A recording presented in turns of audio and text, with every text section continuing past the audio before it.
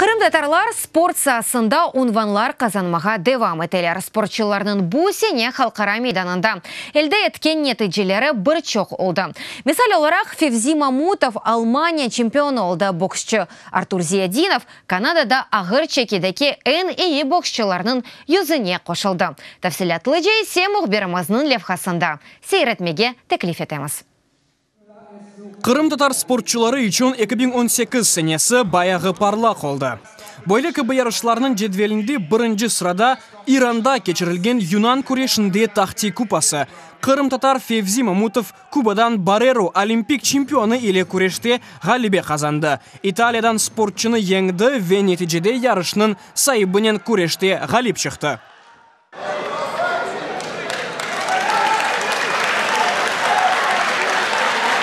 Финалда Ағзари оларақ бірінші ерні казах күрешчісіне берді. Ве бұл ярышларда күміш медаль елде етіп евге қайтты.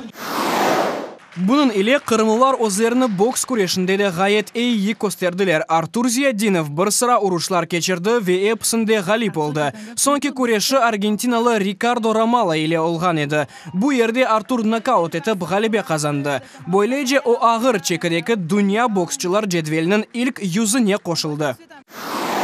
Тарихте ilk сефер Кырым-татар Америка футболында Украина чемпионы алды. Украина чемпионатының финалында Рустем Сейтметов Киев патриотлары еркенында Львив арсланлары ile ойнады.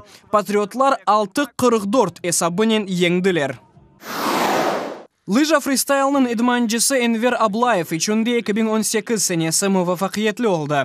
Оның талебесі Александр Абраменко Пхенчханда кечірілген қыш олимпик ойынларында Украина үшін екене алтын медаль елде етті.